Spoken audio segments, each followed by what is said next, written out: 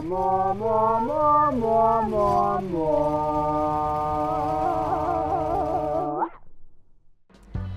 大家好，歡迎返嚟 All About Feeling 嘅 channel。咁最近呢，又開始轉天氣啦，啲氣溫呢成日都忽冷忽熱咁樣啦。早兩日先話回暖，跟住今日又話轉凍啦，好容易就會有感冒或者咳啦。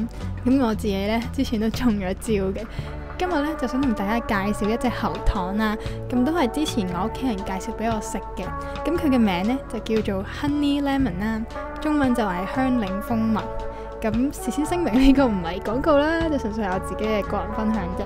咁即係前嗰排呢，我就咳得犀利啦。咁之後呢，就係食咗呢個，咁大概其實食咗2-3日呢，就差唔多好咯。咁我係每日1粒咁樣食啦，但係都有聽過係有朋友係4個鐘就食1粒，即係當佢藥咁樣食咯。咁就視乎大家嘅嚴重程度係去到邊啦。呢隻喉糖有咩咁特別呢？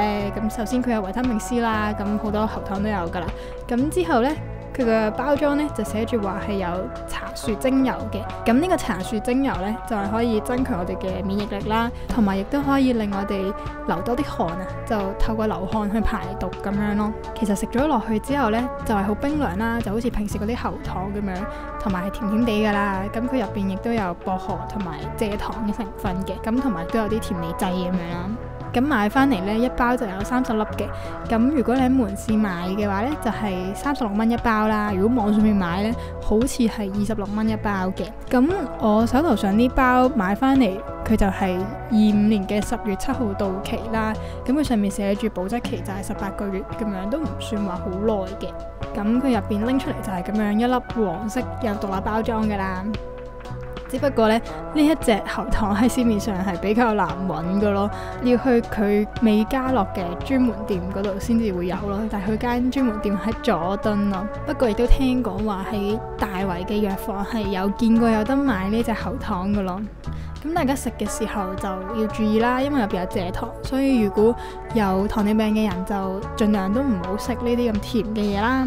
另外呢，如果屋企有養貓貓狗狗嘅話呢，就要注意啦，就千祈唔好俾佢哋掂到啊，或者食咗咯，因為呢隻茶樹精油對佢哋嚟講係有機會致命噶咯。今日呢個少少嘅分享就嚟到呢度啦，希望可以幫到有唔舒服嘅大家啦。